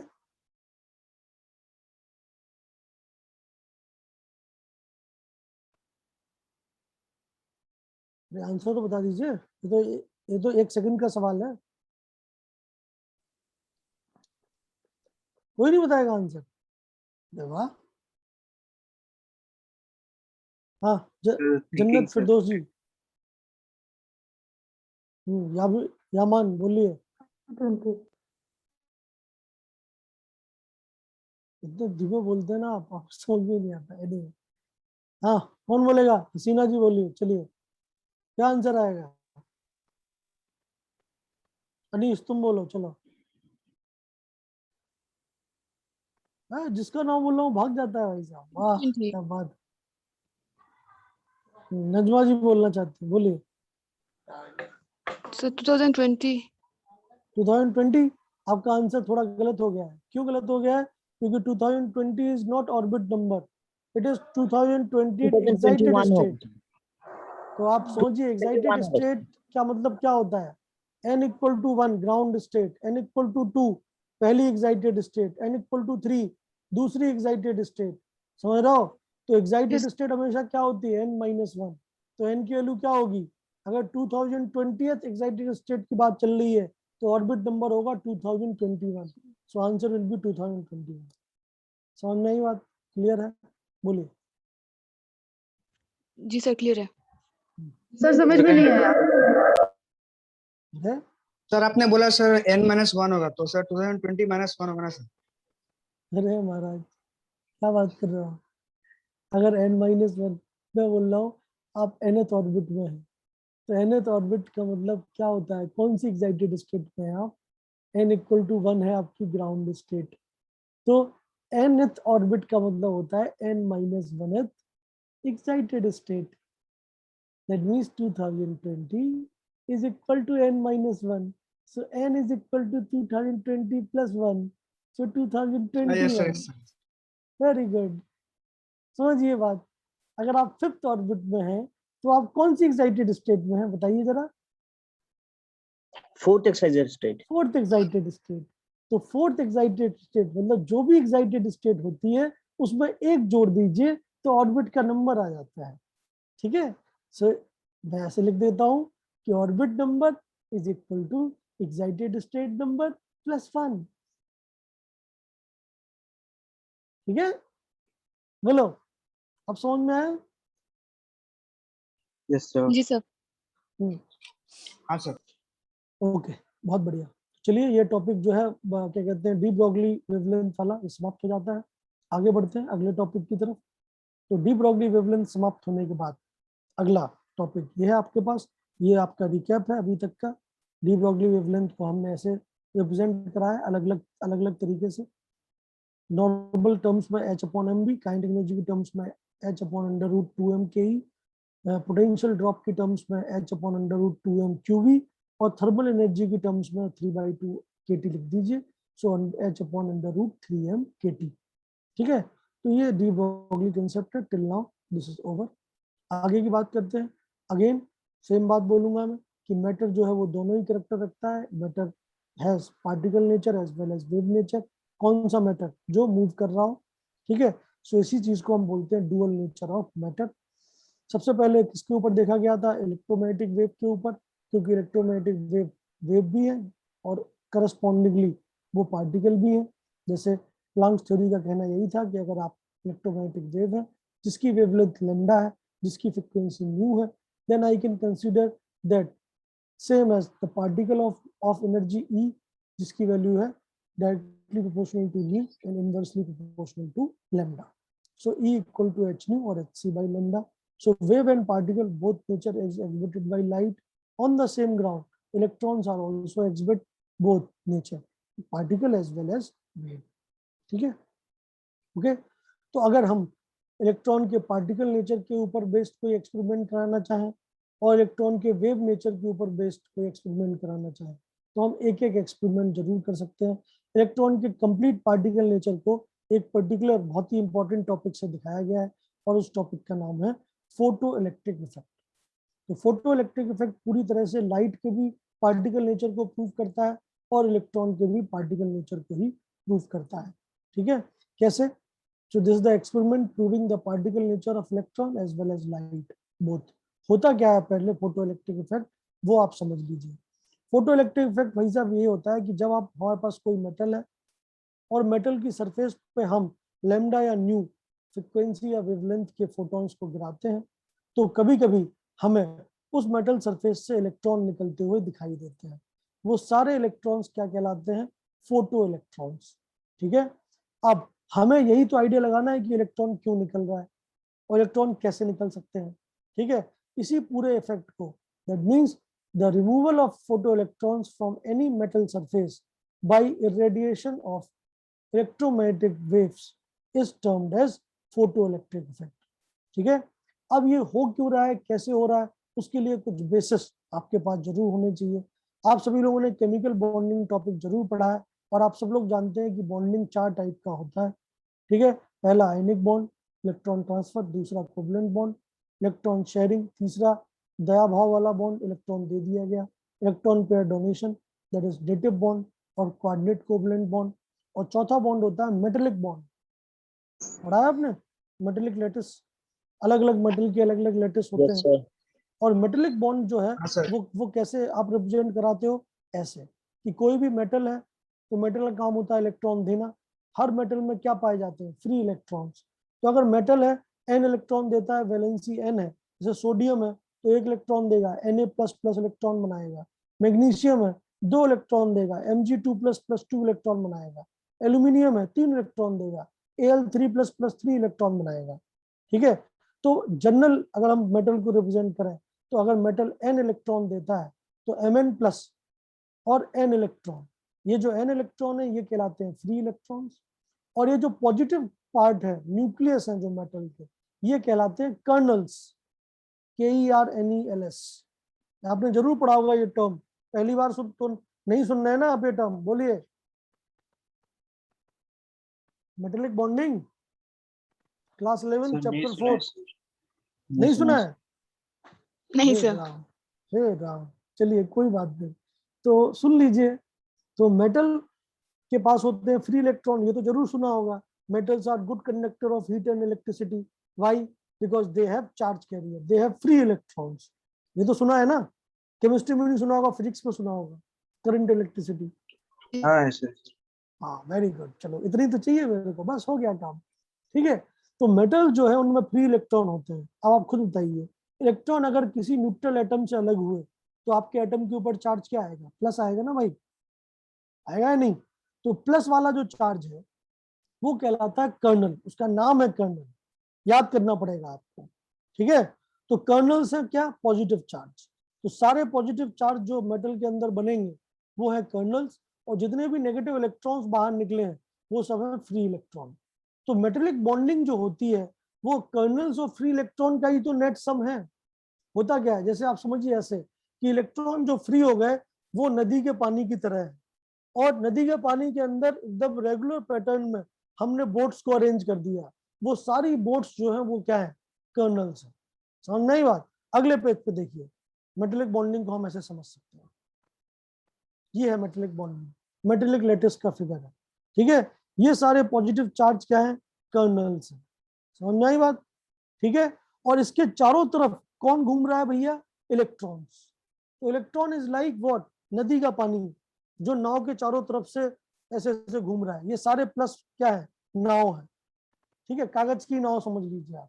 ठीक है, एक बाल्टी लीजिए, बाल्टी में पानी भर दीजिए, और बाल्टी में छोटे छोटे कागज की नाव बना के यूनिफॉर्म अरेंजमेंट में रख दीजिए। वो सारे कागज की नाव कर्नल्स है। समझ में आ रही बात? और उन कर्नल्स के बीच में जो खाली जगह है उसमें जो बह रहा है, जो मूव कर रहा है, वो क्या है? पानी है। That is like free electrons. ऐसे आप एनालॉजी से समझिए तो आपको समझ में आएगा। तो मेटेलिक बॉन्डिंग तुम बोलो कि सर कैसे, ये कैसे अरेंजमेंट हो सकता है? एक प्लस चार्ज दूसरे प्लस को तो रिपेल करेगा, नो डाउट। दो कर्नल पॉजिटिव पॉजिटिव एक दूसरे को रिपेल करते हैं, लेकिन उनके एसोसिएशन का जो मेन मोटो है वो है फ्री इलेक्ट्रॉन जो बीच में है। दोनों की पसंदीदा चीज क्या है? इलेक्ट्रॉन। नो डाउट एक प्लस दूसरे प्लस को रिपेल करेगा, बट अगर बीच में फ्री इलेक्ट्रॉन्स हैं तो दोनों का ही अट्रैक्शन उस फ्री इलेक्ट्रॉन या उस इलेक्ट्रॉन डेंसिटी की तरफ है। आप समझ पा रहे हैं या नहीं समझ पा रहे हैं? बोलिए। Yes sir. हाँ, तो इस टाइप की जो बॉन्डिंग है जिसमें प्लस आपस की दुश्मनी को भूल जाते हैं, क्योंकि बीच वाला जो पोर्शन है that is the real thing. ये जो बीच वाला पोर्शन है ये होल्ड कर रहा है भैया, ये इलेक्ट्रॉन जो कि इन सारे प्लस को अपनी तरफ अब एक मतलब ग्रुप बना के रखे हुए हैं। समझ में आ रही बात? This type of lattice is known as metallic lattice and this type of bonding is known as metallic bonding. समझ में आई बात? ओके, तो ये बात तो पक्की है कि जो इलेक्ट्रॉन है, मान लेते हैं ये इलेक्ट्रॉन है जो कि बह रहा है, अगर हम किसी भी मूवमेंट पे देखें तो ये इलेक्ट्रॉन जो है it is highly attracted by all these things. ये वाला प्लस भी, बगल वाले जितने भी प्लस हैं वो सब उस इलेक्ट्रॉन को जकड़ के रखेंगे अपने चारों तरफ, अट्रैक्ट करके रखेंगे, क्योंकि उनके बीच का अट्रैक्शन का मेन मोटो तो इलेक्ट्रॉन डेंसिटी ही है। समझ में आ रही बात? आपको इस चीज को मैं क्यों समझा रहा हूँ? क्योंकि वास्तव में माइक्रोस्कोपिक लेवल पे मेटल की सरफेस से इलेक्ट्रॉन कब निकल पाएगा? जब इलेक्ट्रॉन इन सारे कर्नल्स के फोर्स को ओवरकम कर पाए। समझ में आ रही बात? हर एक मेटल सरफेस का एक मिनिमम एनर्जी होता है जो कि उस इलेक्ट्रॉन को चाहिए ताकि वो अपने आप को सरफेस से अलग कर पाए, ये सारे के सारे एसोसिएशन को तोड़ पाए। And that minimum energy, that threshold barrier is known as work function of that metal. समझ में आ रही बात सबको या नहीं? बोलिए। जी सर। हाँ, तो हर एक मेटल का अलग अलग मेटल का अलग अलग एनर्जी मतलब रिक्वायर्ड होता है। ठीक है, किसी का कम किसी का ज्यादा, depending on the metallic bonding. ठीक है, अगर मैं इलेक्ट्रॉन को निकालना चाहता हूँ, फ्री इलेक्ट्रॉन को मेटल की सरफेस से, तो मुझे उस पर्टिकुलर इलेक्ट्रॉन को कम से कम इतनी एनर्जी तो देनी पड़ेगी कि वो अपने अट्रैक्शंस को ओवरकम कर पाए। समझ में आ रही बात? And that minimum energy required is not as threshold energy और work function of that particular metal, जिसको हमने एक्सपेरिमेंट में लिया है। इतनी बात सबको क्लियर है? बोलिए। Yes, sir. I cannot hear anything due to rain.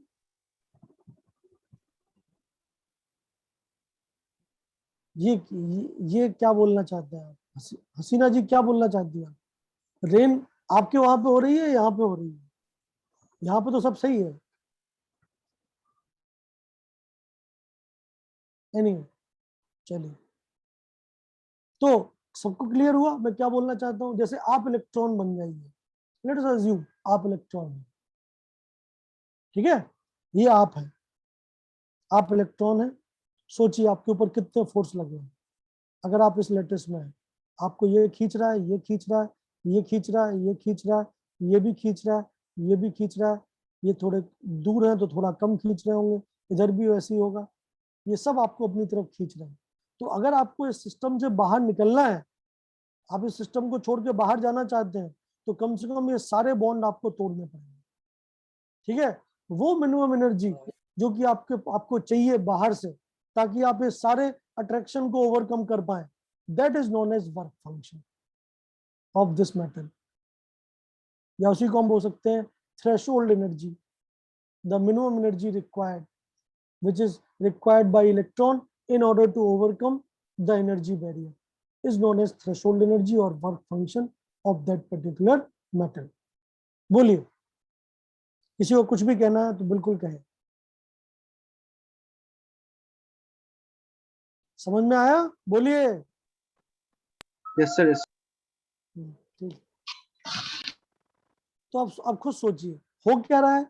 हो यही रहा है कि अगर मैं अपने, क्योंकि जो मेरे फोटोन आ रहे हैं यहाँ पे, उनके पास कुछ ना कुछ एनर्जी तो हो गई, E equal to h nu s c by lambda.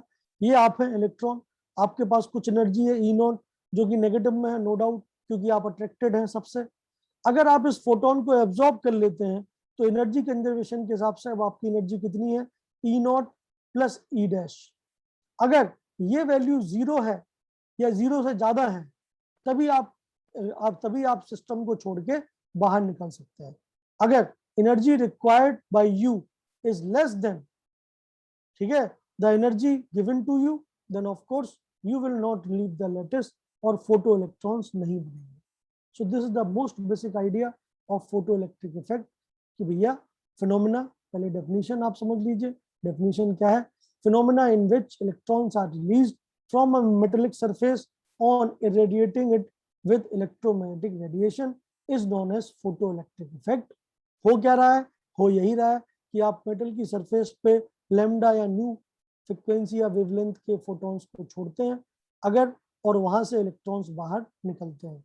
जो मैं आपको अभी बोल रहा था वो यही है कि अगर आप इस पोर्शन को, जो येलो कलर का पोर्शन है जो मैंने मैग्नीफाई किया है, ये येलो कलर का पोर्शन जो यहाँ पे है, यही चीज यहाँ ये है।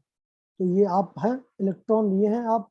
अगर आपको बाहर से आपने एनर्जी एब्जॉर्ब किया है और अगर आप बाहर निकले हो, तो ये बात पक्की है कि जो सप्लाइड एनर्जी है वो कम से कम वर्क फंक्शन से ज्यादा होनी चाहिए, थ्रेशोल्ड एनर्जी से ज्यादा होनी चाहिए, अदरवाइज तो आप नहीं निकल पाएंगे। तो photo electric effect can never be seen if the energy supplied is less than the threshold energy और work function of the metal. जैसे सपोज दैट वर्क फंक्शन है 100 यूनिट और आपने फोटोन सप्लाई किया 50 यूनिट का, तो 50 यूनिट का photon खाके मैं अपने आप को रिलीज नहीं करा सकता। तो कम से कम एनर्जी रिक्वायर्ड है 100, तो आपको कम से कम 100 एनर्जी वाला फोटोन मेरे को खिलाना पड़ेगा, तभी मैं अपने सारे बंधनों को तोड़ के बाहर निकल सकता हूँ। ठीक है, तो ये जो 100 लिमिट है, this is known as threshold energy. ठीक है, और work function of that particular metal. कम से कम 100 की तो आपके बराबर का फोटोन आपको मिलना ही मिलना चाहिए, 100 से कम का तो नहीं मिलना चाहिए। समझ में आ रही बात? 100 से कम दोगे फोटो इलेक्ट्रिक इफेक्ट नहीं होगा, 100 से ऊपर का दोगे, एग्जांपल दे रहा हूं मैं, 100 बेसिस माना है, अगर आपने 120 का दिया है तो 100 आपको रिलीज कराने में लग जाएगा, रिमेनिंग एनर्जी आपकी काइनेटिक एनर्जी या पोटेंशियल एनर्जी में कन्वर्ट हो जाएगी, क्योंकि energy can neither be created nor be destroyed. ठीक है, सो आगे की बात यही है, every metal surface have a threshold energy which is known as work function for that metallic surface. समझ में आया सबको? क्लियर है? वर्क फंक्शन क्या कहलाता है? Minimum energy required. अगर आप वर्क फंक्शन को डिफाइन करना चाहें तो work function is defined as the minimum energy required by a metallic surface to just release a photoelectron। ठीक है, इससे कम एनर्जी दोगे आप अगर फोटॉन्स की, तो कोई भी इल्यूमिनेशन, कोई भी फोटो इलेक्ट्रॉन बनेगा ही नहीं। क्लियर है बात? बोलिए, समझ में आ रही बात? ठीक है, और ये बात Yes, sir. पक्की है कि अगर मुझे फोटो इलेक्ट्रिक इफेक्ट दिखाना है तो मेरे इनकमिंग रेडिएशन की एनर्जी, जो एनर्जी ऑफ फोटोन है, that should always be greater than equal to the work function। ठीक है, और थ्रेशोल्ड एनर्जी। ठीक, क्लियर है? बोलिए। Yes. तो एनर्जी ऑफ फोटोन को मैं कैसे लिख सकता हूं? अगर मैंने लैम्डा या न्यू फोटोन, ये फ्रीक्वेंसी वाला फोटोन भेजा है, तो एच न्यू या h c by lambda. Work function को मैं कैसे लिख सकता हूं?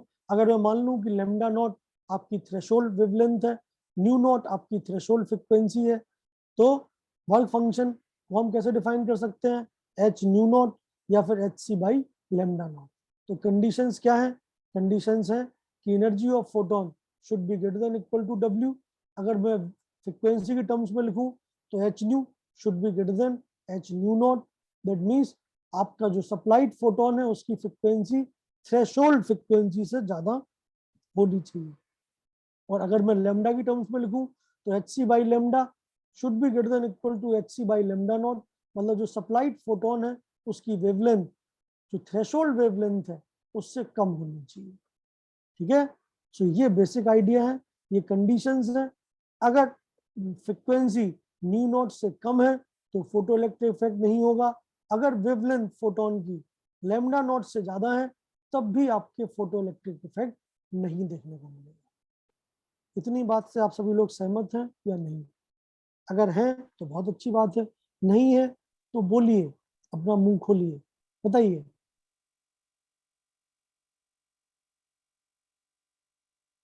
Sir, all clear.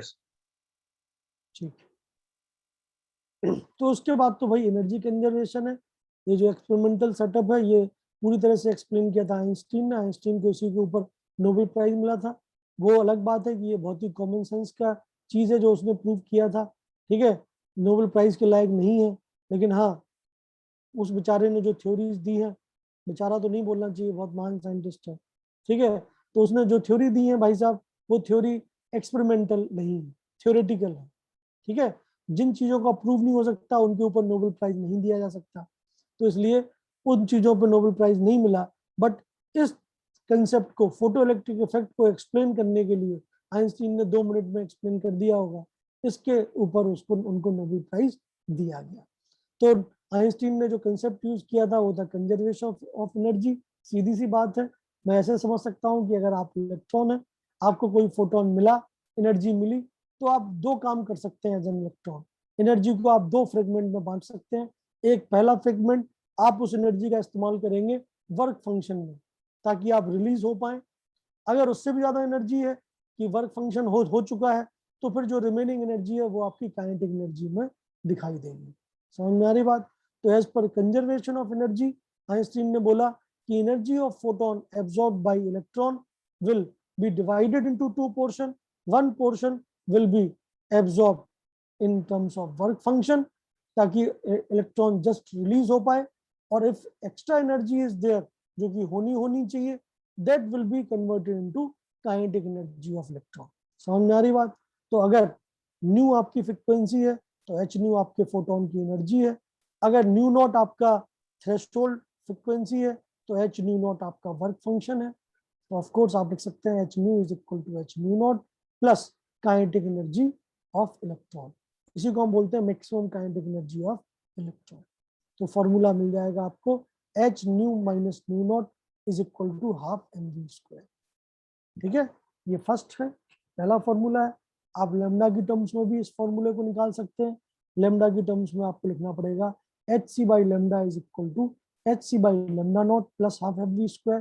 तो ये सेकंड फॉर्मूला आपको मिल जाएगा ब्रैकेट में जो मैंने बंद कर रखा है, फर्स्ट वाला एंड सेकंड वाला, आप दोनों देख लीजिए।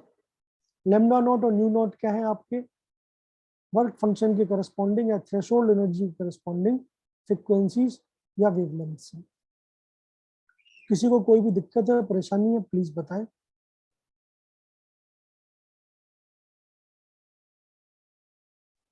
सर फ्रीक्वेंसी बढ़ाने से उसका जो इलेक्ट्रॉन रिलीज ज्यादा होगा क्या?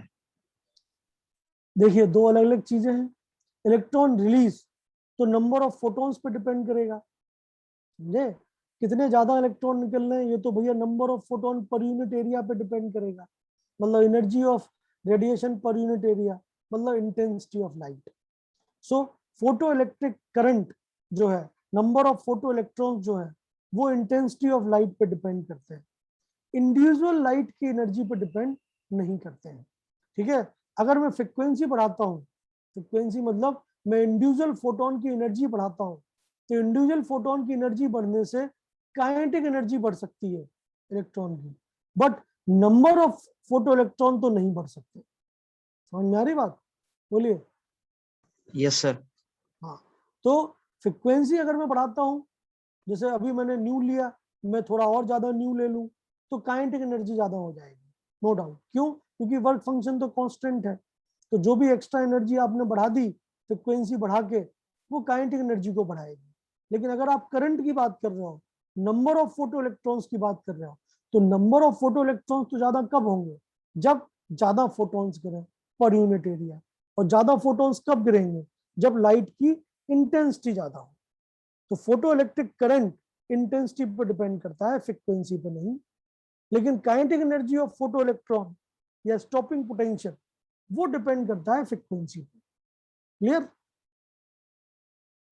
Yes, sir.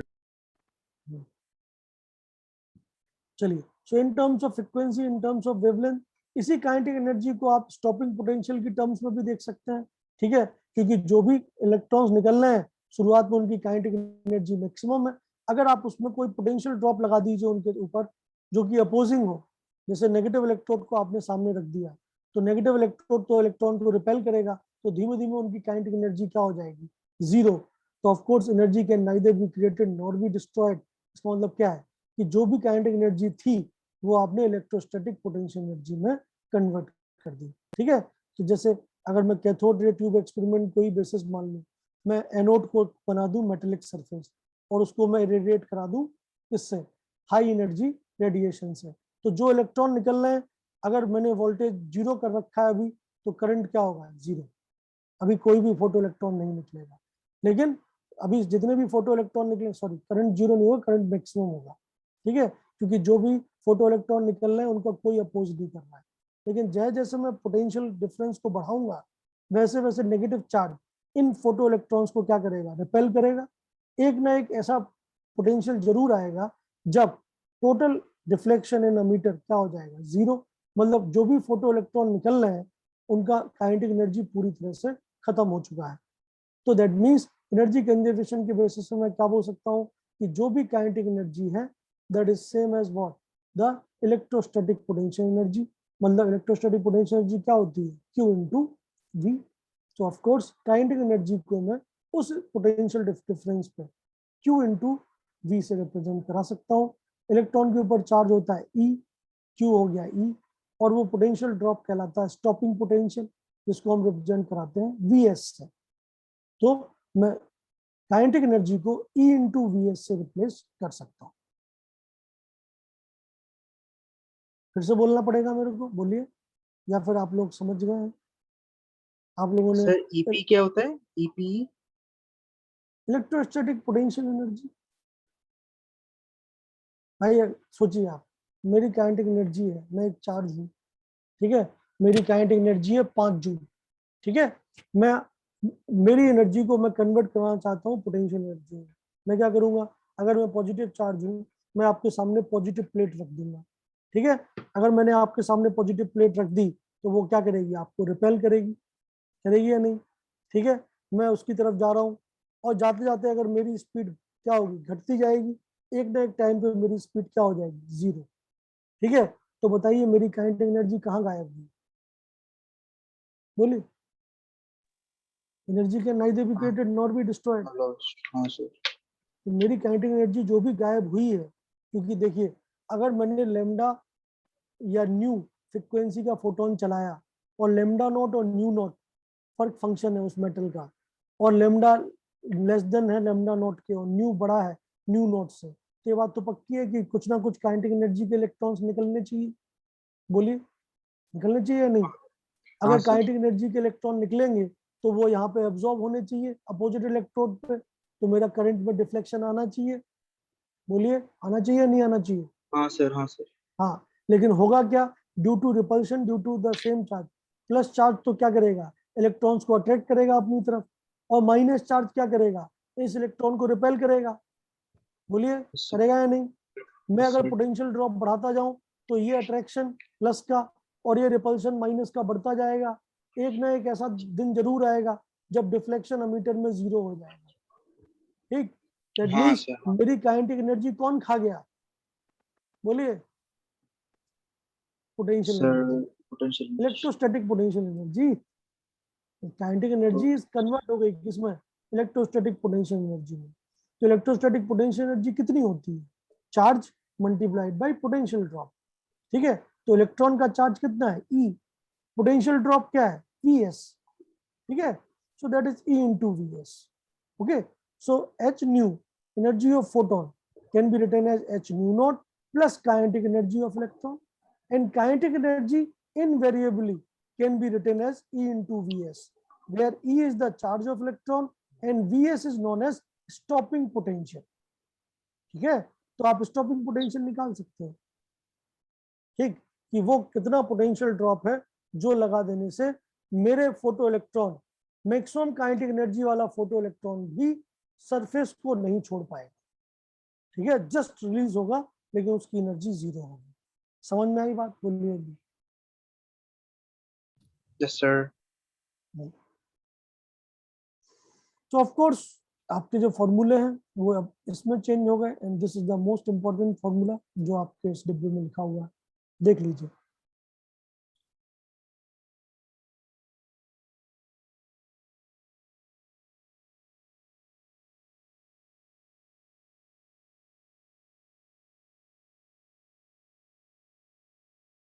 समझ में आया? बोलिए। हाँ सर। हाँ सर। तो एनर्जी कंजर्वेशन वही है, h nu minus nu naught की वैल्यू होती है काइनेटिक एनर्जी मैक्सिमम। अगर मैंने काइनेटिक एनर्जी को स्टॉपिंग पोटेंशियल से बैलेंस कर दिया तो that will be equal to E into Vs। Lambda की टर्म्स में ये होता है kinetic energy, and that is equal to E into Vs। हाँ, कोई कुछ कहना चाहता है? बोलिए। नजमा बेगम, आप कुछ कहना चाहती हैं? आवाज बदल गई आपकी।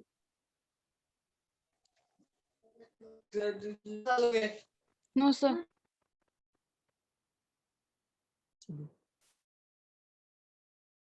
सो